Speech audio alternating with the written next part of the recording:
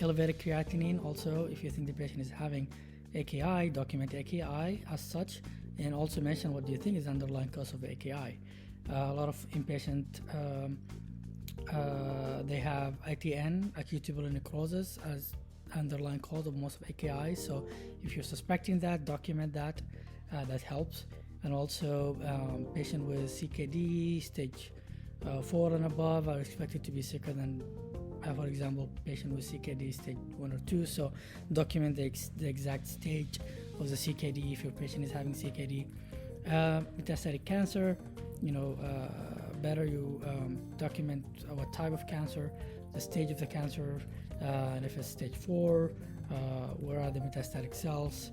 And if you document something like history of cancer, that might imply that the patient is not really having active issue with cancer and they're not really severely sick, which could be not the case. Again, it depends on your particular case for sure.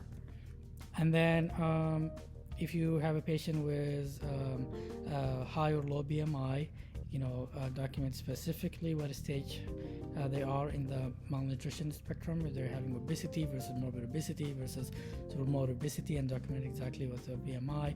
If they have a BMI less than 19, is suspecting some protein calorie malnutrition, you need to kind of look into the what stage. Is it mild, is it moderate, is it severe?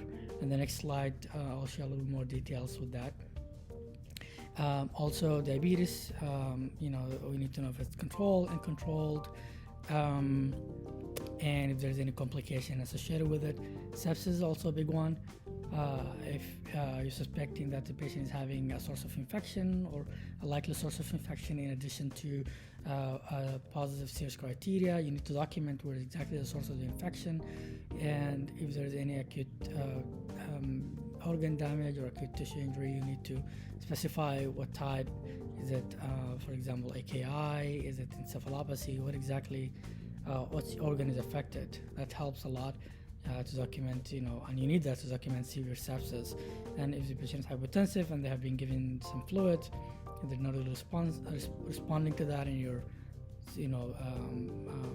about to call ICU or considering ICU, you need to document that this patient is having refractory or they're having septic shock. So you need more data, more details really for accurate documentation of sepsis, and that's really important.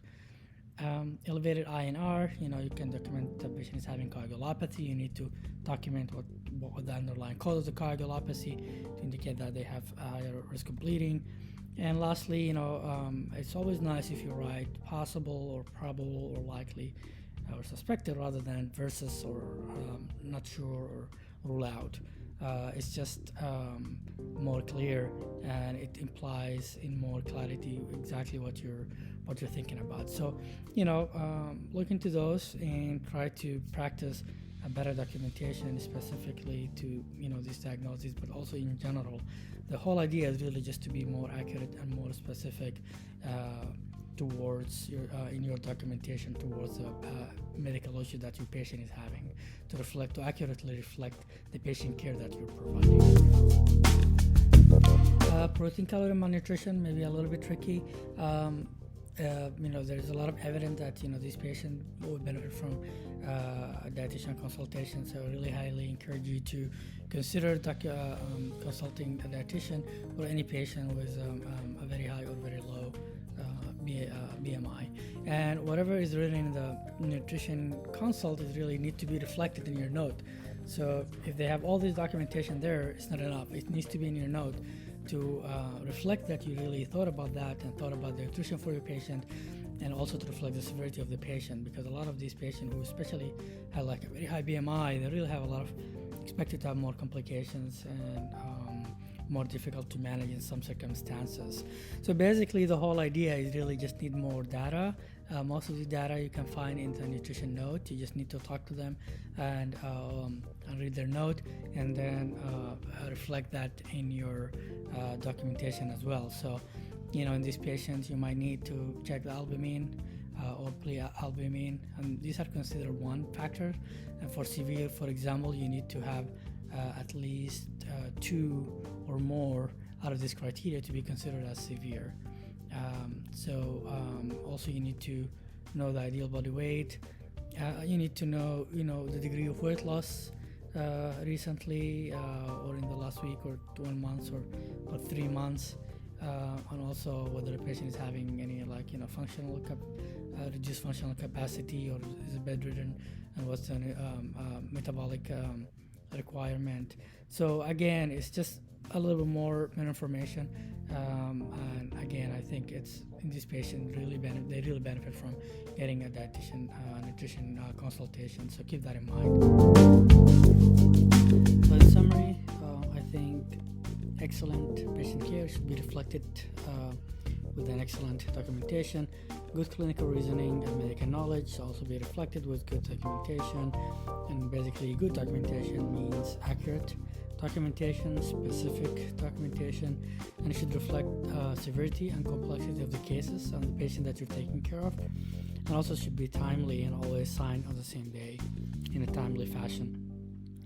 And especially for those who really want to go into hospital medicine, and I really encourage you to at least visit the hospitalist office on Mondays at 3 p.m.